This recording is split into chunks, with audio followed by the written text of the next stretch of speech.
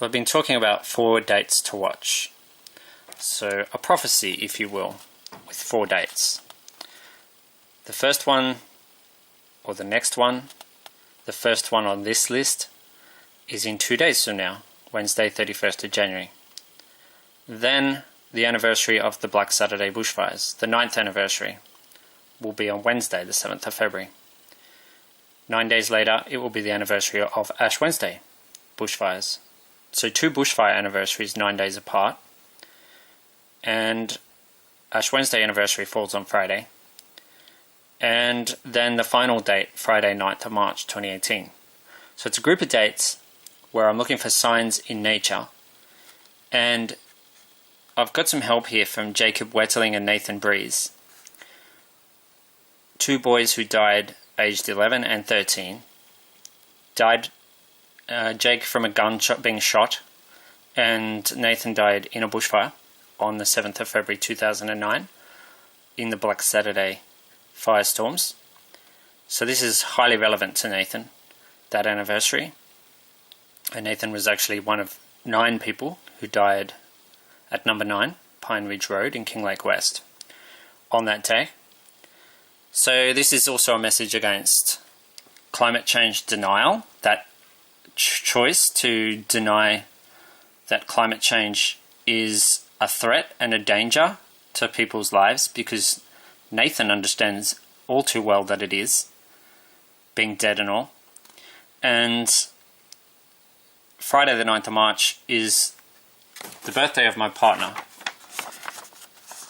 and he's turning 27 on Friday 9th of March 2018. When I say my partner, he would have been the person I lived with, except for something that the Australian government did to keep us separated, which was to reject our partner visa application, despite the fact that we did a very good application.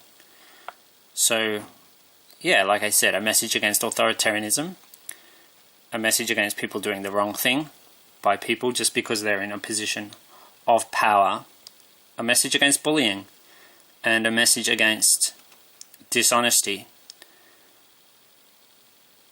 Not only did Australia's government reject our partner visa, they extended the estimated processing time from 6 months to 12 months, then to 15 months. Then they rejected without even notifying me of the decision. So I went through the second half of last year not knowing what the outcome was. So a little hobby of mine is to add up the letters in a word and get its value. Well, here we have the names of all the tropical cyclones for this year. And I've done up to Savannah. I've started with the first one, which was named by Indonesia, Dahlia. So Dahlia, Hilda, Irving and Joyce have already been. And we're coming up to Kelvin, Linda, Marcus, Nora, Owen, Penny, Riley and Savannah. But who knows how many there will be all together this season. I've just gone up to Savannah because I just did. And 741 is the value of all those letters, according to their place in the alphabet. It's also the number of days between Saturday 27th of February 2016 and Friday 9th of March 2018. 2016 is actually 666 times 3 plus 6 times 3, so it's a bit of a devilish year, and it's the year that I was forcibly separated from the person I loved by Australia's government, Australia's federal government, Australia's Commonwealth government, Australia's Department of Immigration and Border Protection, which is headed up by Peter Dutton. Now, 741 days after that date that I've put there, Saturday 27th of February 2016, it will be Friday 9th of March 2018, the 27th birthday of my best friend, and the person I would have lived with had the government not forcibly separated us for reasons that I don't know. The true reason, I don't know if it's because of the colour of his skin, the colour of his hair, the colour of his eyes. I don't really know the reason. I do know it's not for the reasons that they gave in their rejection letter, because what they wrote was rubbish. And they didn't even have the decency to send it directly to me. They sent it to my partner, knowing that me and my partner had just had a falling out, because they had left us waiting for so long that I finally lost it. And me and my partner are talking again now. Not only are we talking again, we're good friends again. And it's interesting because my best friend was born on a Saturday and he's turning 27. So I can see a reflection here. And I think there's going to be a message, a strong message actually, in this prophecy, behind this prophecy. There's already been some things happen on the dates that I've previously named, which are in my other videos. I'm not going over all that again. So these are the next 4 dates. And I've talked about the Rohingya. The Rohingya are the Muslim minority in Myanmar. And I've talked about Australia's lack of response. So I just thought I'd better check on this, that what I've been saying is actually true. Australia's response to Rohingya, Myanmar. I just put this in Google and had a little search for it under this to see what came up. And the third article is by the ABC, which is hated by the current Australian government as being fake news, a bit like the way Donald Trump regards CNN and all the rest. Australia can't stay silent on Myanmar's apartheid. So there's an article there on what's been happening.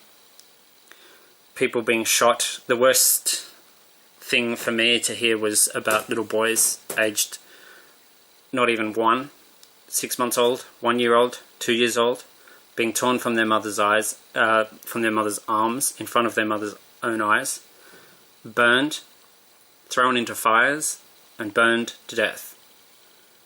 Then these poor mothers, having witnessed their children being burned to death, being raped.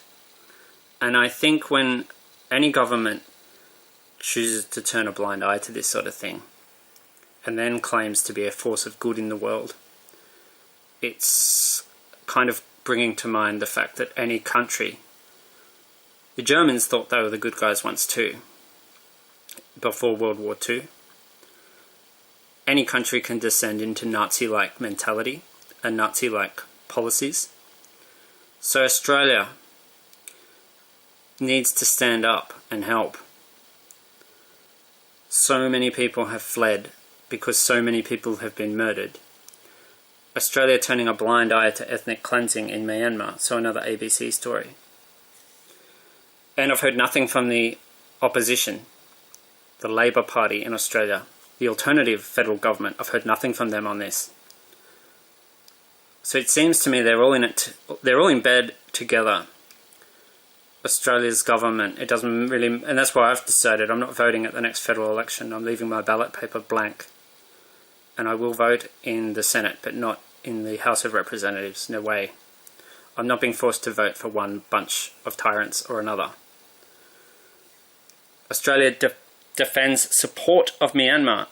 In other words, Australia, the Turnbull government has defended Australia's support to Myanmar's military, despite mounting evidence. Its senior officers are kids being thrown into fires to burn to death. You don't get worse than that.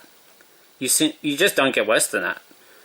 And what is the go? Is Australia trying to suggest that these people are terrorists and they deserve what they're getting, or what? Because that's absolute rubbish. And I'm not religious. I'm not religious because I've seen too much hypocrisy in religion. The people that are being persecuted in Myanmar are a religious minority, something that Australia's government has claimed to care about. Religious persecution. Well, they obviously don't care at all if the victims are Muslim.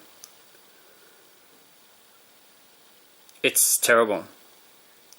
Australia's silence on the Rohingya crisis in Myanmar is deafening. And yes, it was a Amnesty International spokesperson who I saw interviewed on CNN that really, actually no, it was on Sky News, that really opened my eyes to what Australia's government is capable of doing. That is actually quite horrifying. And paying people to go back home a financial incentive to Rohingya refugees imprisoned on Manus Island to return to Myanmar. It's disgusting. So keep this in mind. Keep in mind what Australia's actually doing in the world. When the government comes out with this sort of thing that I'm about to play, which was just live on Sky News a few minutes ago, just keep in mind what I was just talking about and think about why.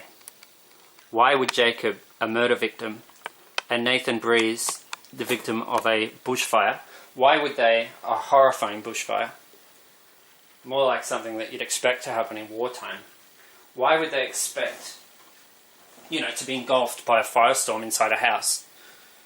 There was plenty of that happen in World War II with fire bombings. Why would they be helping me make a prophecy? And why would they be supporting the message behind that prophecy against authoritarianism? The answer is pretty obvious. The 4 dates again the coming dates are right here. Yeah, Chris. Speaking there, tired, but feeling pretty relaxed after your win last night. Now we're taking you live to Sydney to the Prime Minister, Malcolm Turnbull. Jenkins, the CEO, the Minister for Defence, Maurice Payne, and the Minister for Defence Industry, Christopher Pyne.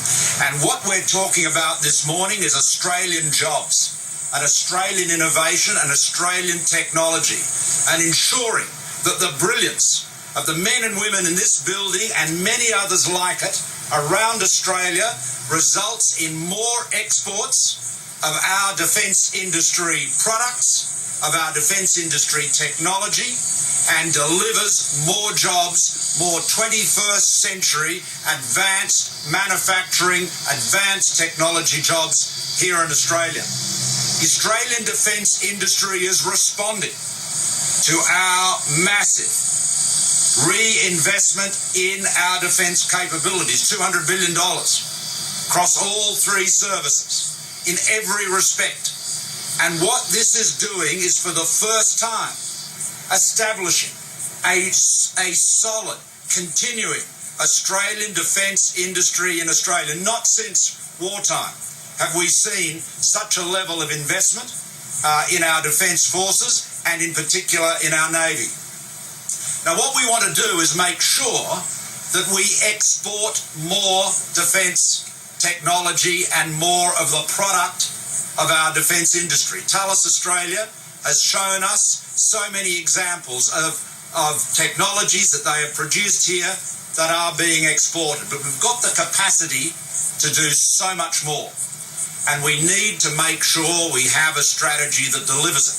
So we're launching today our Defence Export Strategy. We're establishing a Defence Export Office, and we will have a Defence Export Advocate. And what that is all about is ensuring that we maximise the opportunities for Australian jobs, Australian technology, Australian innovation. We're just standing behind us here is the Bushmaster vehicle. This is a life-saving vehicle developed in Australia, Australian technology, sold around the world. I was with Shinzo Abe in Tokyo recently. Japan has bought 8 of them. There have been many other countries have acquired them. They have saved hundreds of lives. Hundreds of lives have been saved by this vehicle.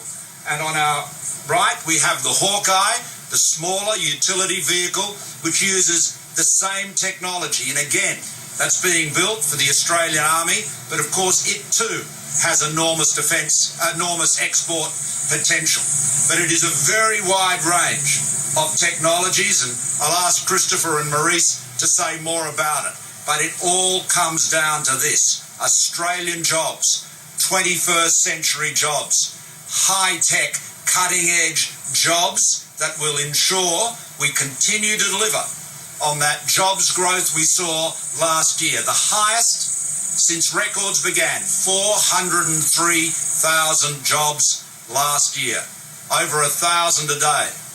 We promised jobs and growth in the 2016 election, and that's exactly what we're delivering. and our defence industry plan, our defence export strategy is all part of that. Australian jobs, Australian innovation, Australian technology, opening more opportunities up around the world. Thank you so much for joining us here today, and I'll ask Christopher and Maurice to add to my remarks. Well, thank you very much, Prime Minister, to you and to Maurice Payne, the Defence Minister. Well, today is an unprecedented day in Australian defence industry and really Australian defence history. No government before the Turnbull government has decided to invest in a defence export strategy in the way that this government has done so. We've invested $200 billion over the next 10 years in building up our military capability. It is a logical extension to that investment, the largest in our peacetime history, to see how beyond our domestic requirements we can supply our friends and our allies with military platforms and equipment that will also transform their military capabilities and create the jobs and the growth here in Australia. One of the features, of course, of defence industry is peaks and troughs, depending on the Australian government's demand for equipment and platforms. By investing in defence exports, we're giving defence industry the opportunity to see through those peaks and troughs and establish very long-term investments in their equipment, in their skills, in their workforce, in their management, in their research and development. So you can see the plan is all starting to work together, and the defence export strategy is the latest. We expect that in the next 9 years, because of the investments of this government, we'll move to being in the top 10 defence exporters in the world, and so we should be. It's the first time we're bringing a serious attachment to Team Defence Australia. So there'll be more support for defence attachés, a grants program for small and medium enterprises to build their capabilities, more investment in the Global Supply Chain Project, bringing together in the new Defence Exports Office all of those arms of defence that were already dealing with exports but in a piecemeal way, except the exports permits part of the department. We're working with the Centre for Defence Industry Capability to build their part of this part of the economy, and a memorandum of understanding with Austrade, because Austrade already has many of these skills. We'll appoint new in-country defence exports in target markets, and we'll give training to the defence attachés in expanding our defence exports. We'll put more money and effort into trade shows and long-term plans and strategies. So it's a very exciting day for defence industry in Australia. I'm sure it'll be welcomed by them, and it gives us the chance to be a serious global player in the defence exports market. Thank you. Maurice. By the way, I don't have any issues with Christopher Pine, personally. He's never come across to me as being racist. He's not homophobic. Personally, I've got no issues with him, but it just shows it's the party machine that rules. Thank you very much, Prime Minister, and to the Prime Minister and the Minister for Defence Industry, Christopher Pine, and Chris Jenkins, the CEO of Thales. It's fabulous to be here in Western Sydney, in Rydalmere, with such a high-tech, innovative business like Thales, which is a great demonstration of exactly what we want to see under the Defence Export Strategy as it develops over the coming years. When we announced the Defence White Paper, launched the Defence White Paper and the Defence Industry Policy Statement, the Prime Minister and I, in February of 2016, almost 2 years ago now, the vision that we had for defence industry in this country was laid out in that policy statement.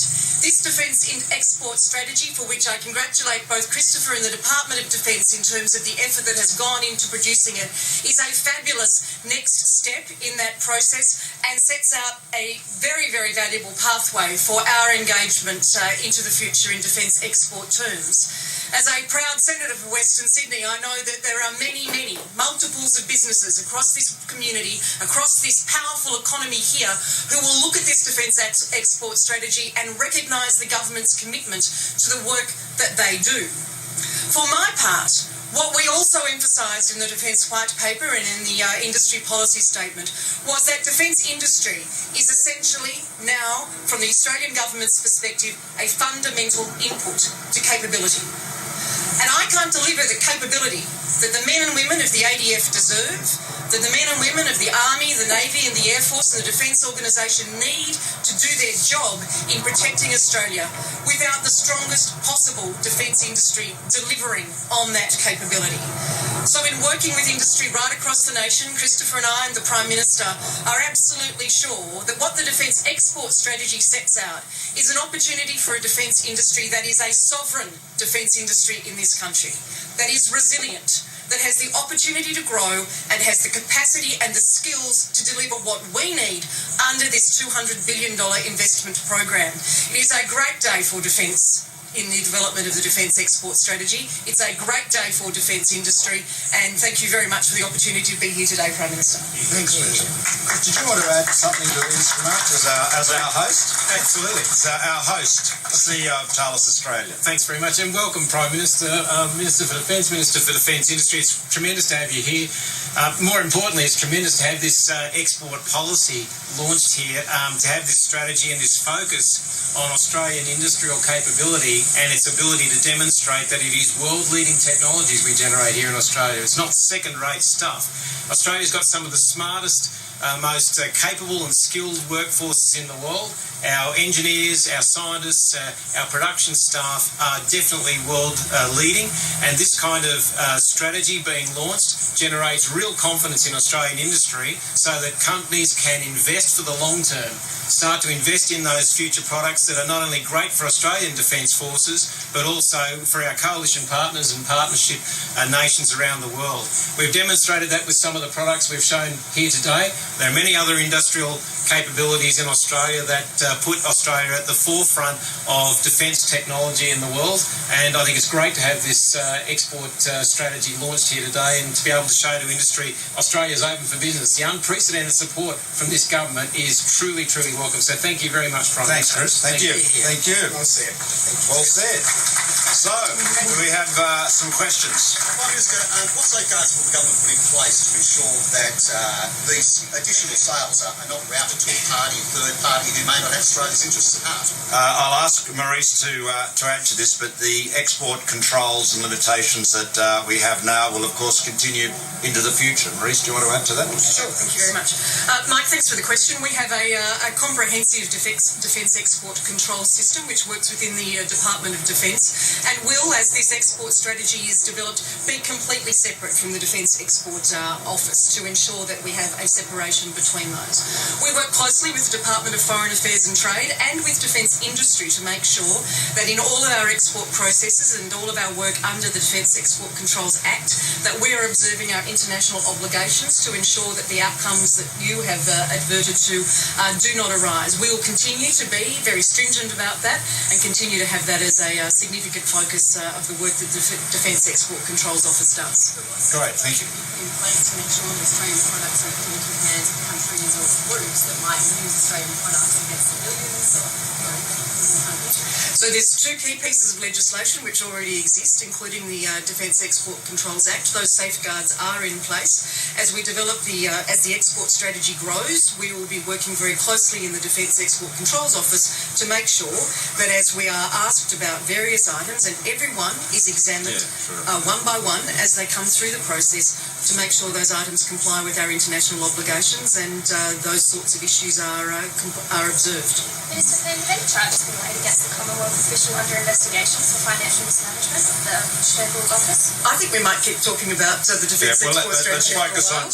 Christopher's going to add to the point about defence exports and controls. Well, obviously everything Maurice has said is entirely an answer to this question, but in addition to that, of course, our target markets for defence exports are countries like the United States, Canada, the UK, New Zealand in the first instance. And they're our most prospective destinations, followed by Europe, and then beyond that, places like Asia and the Middle East. Obviously, no equipment or platforms will be sold to any country unless the most stringent requirements are put in place through the permits process. But we want to support the United States, the UK, New Zealand, Canada, our European friends and allies, Japan, South Korea, etc., in what is in building up of the global military capability of countries like ourselves who support the rules-based international order. The defence export strategy is not about designed to get into markets where we don't want to be. It's designed to maximise the markets where we perhaps haven't been making the most of our opportunities. Great, thank you. Prime Minister, is this a broadening of our defence policy, and especially so in reaction to the moves from China in the South China Sea in a military sense, but also in an economic sense with their grants to countries via the one road, one bill policy? This is all about Australian jobs. As I said at the outset, we have a very substantial investment in defence capability, $200 billion over the next decade. And that is resulting in the creation of thousands of jobs, advanced manufacturing, 21st cutting-edge technology jobs in Australia. We want to support those jobs with more opportunities, export opportunities. Australia is around 20th as an exporter of defence industry. Given the size of our defence budget, we should be a lot higher up the scale than that. So the goal is to get into the top 10. That's the ambition. We're underdone in terms of our defence industry historically and particularly with exports. Now all that is changing. As Maurice has described, with our defence white paper, our defence industry plan, our defence export strategy, this is a big game-changing step to ensure that we have the long-term commitment of government, as Chris acknowledged a moment ago, to Australia's defence industry and the thousands of jobs which it is creating. Last one, please. I'm sorry, you'll have to start again. You were being overspoken earlier.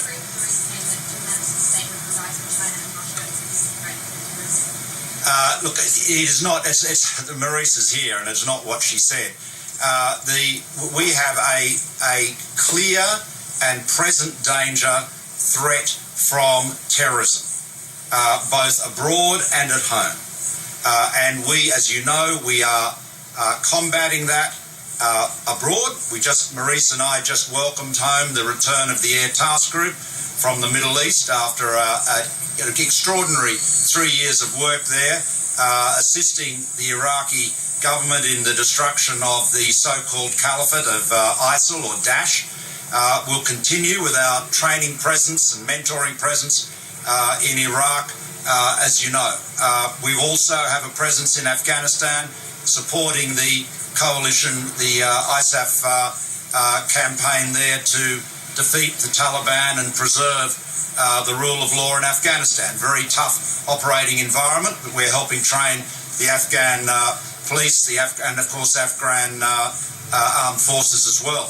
And of course in our region, as you know, I was in Manila the other day, and the chief of the Philippines armed forces said that our support of our Air Force in particular on surveillance and intelligence was a game changer in the Philippine armed forces' successful efforts to destroy the ISIL presence in Marawi in the southern Philippines.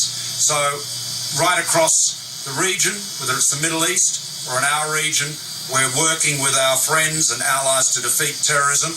And of course here at home, we've established the Department of Home Affairs to bring together all of our domestic security and intelligence services to keep Australians safe. So at every level, whether it's internationally, whether it's at home, whether it's around the world, we are doing everything we can to keep Australians safe from terrorism. Now, obviously, we are living in a region where there is a continued investment in military capability by all of the countries in the region.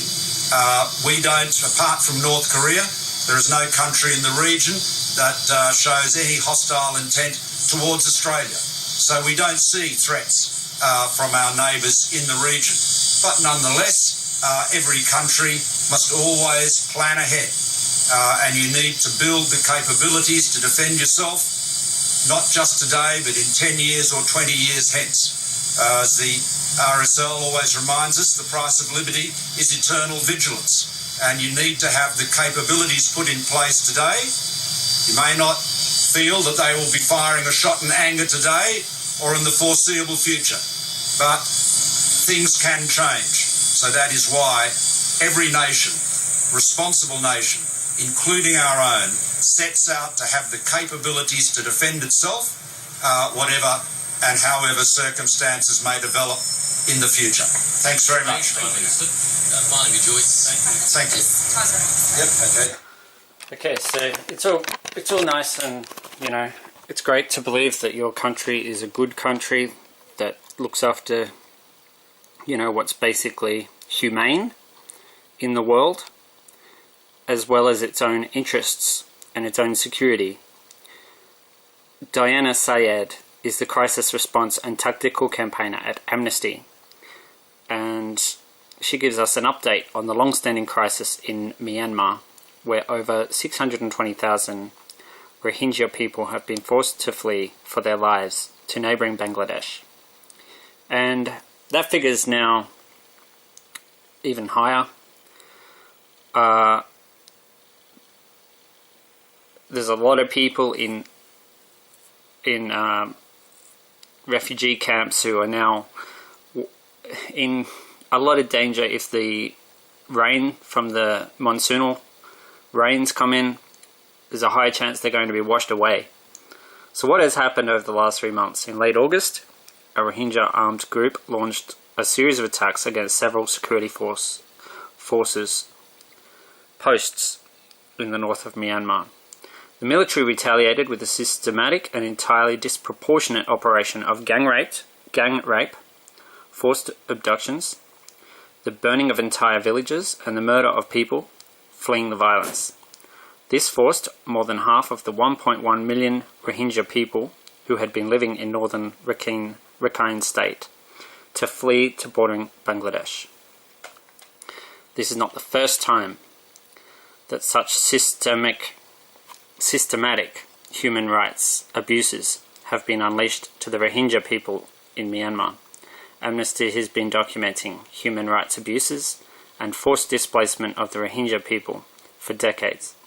Although Amnesty wasn't permitted entry into Rakhine State during the latest crisis, our researchers were in Cox's Bazar, documenting the horrific testimonies of newly arriving Rohingya refugees who shared horrific stories of whole families being burned alive in their homes. Fathers were forced to watch their children being gang raped in front of them before being brutally killed. Elderly people who were carried away to safety by villagers were shot in the back as they fled. The strategic placement of landmarks by the landmines by the Myanmar military along the border with Bangladesh to further maim those fleeing to safety reveals an even more sinister approach, not only defying the right of Rohingya people to exist, but attempting to systematically kill them, all in one fell swoop. This isn't an exaggeration or an emotional account. Amnesty has satellite images showing the razing of villages, and medical experts have examined Rohingya refugees in Bangladesh to verify that the injuries sustained directly relate to their personal testimonies. The United Nations has described these events as textbook ethnic cleansing. The question that can't be ignored is, how far have we come in history when people still refuse to act in the face of such overwhelming and damning evidence? Amnesty Australia has been campaigning to amplify the voices and stories of those who have survived and to call for accountability for the perpetrators of these war crimes. That Rohingya people are living with increased uncertainty in camps in Bangladesh, with limited access to humanitarian aid or safety, remains an ongoing concern, particularly for the women and children who account for over 70% of the population. Both the UK Prime Minister and US Secretary of State Rex Tillerson have called the crisis in Myanmar a campaign of ethnic cleansing. The UK has cut all ties to the Myanmar military, while the EU and US have taken steps to sanction Myanmar's military leaders from travel to their countries. Why has Australia, an ally and close neighbour in the region, refused to do the same? Although necessary, pledging $30 million in humanitarian aid and assistance is not enough right now. Amnesty has called Myanmar an apartheid state. What does that mean? Just last week, Amnesty published an extensive report following a 2-year investigation and an in-depth legal analysis of Myanmar to conclude that the Rohingya people are trapped in a system of state-sponsored, institutionalized discrimination. Every aspect of their lives is so heavily restricted that it amounts to the crime against humanity of apartheid. Their lives are akin to living in an open-air prison. Arbitrary curfews and tight lockdowns in villages heavily restrict their ability to seek work. The very thought of travelling to a neighbouring village is met with checkpoints, bribery, and intimidation. The Rohingya people are unable to access healthcare in specific state hospitals, and when they can, they are relegated to Muslim wards. Certain schools are segregated, with opportunities for higher education virtually non-existent. Participation in political life or the freedom to practice their religion freely is not an option for the Rohingya. Any gathering of more than 4 people is illegal. The whole system is designed to make their lives as humiliating and hopeless as possible. The refusal to acknowledge their very existence in the 1982 citizenship law of the state underpins the whole system, which amounts to apartheid. Amnesty continues to call on the Australian government to immediately cut all ties to the Myanmar military and to take a leadership role in working to dismantle the whole system of apartheid. Any further delay will only embolden the current military regime, who continue to target the Rohingya people and deny them the right to exist. Decades of slowly dehumanizing the Rohingya people as interlopers and illegals has led to where we find ourselves today. The Rohingya, like all people, deserve to feel safe and live their lives in dignity. So that's Diana Sayed, the campaign coordinator.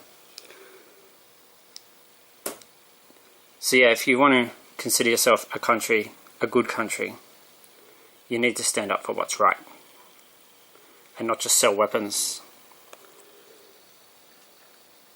Because it's true. Humanity can be very easily and quickly outstripped by technology. Since we launched our Community is Everything campaign, more than 115,000 people in our Amnesty community have taken action to end the overrepresentation of Indigenous kids in prison. So here's another issue, but I'm not going to read this one. But 6th of December 2017 was one of the dates that I flagged as a date to watch. And it was also the date when Donald Trump made his announcement that he was going to recognize Jerusalem as the capital of Israel. It's also when the Thomas fire in California roared into the suburbia, destroying lots of homes.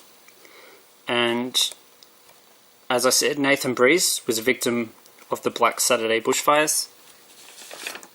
So when it comes to people being burned to death deliberately, I can see why Nathan would want to have a say on that topic and have a say on the attitude of any government that chooses to ignore that. Australia's federal government has been guilty, and the opposition, to varying degrees, have also been guilty of ignoring the issue of climate change.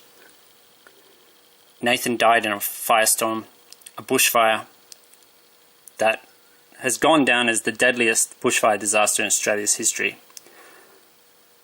It's no coincidence that one of the dates I've mentioned here, Wednesday, 7th February 2018, is the anniversary of that disaster, Black Saturday.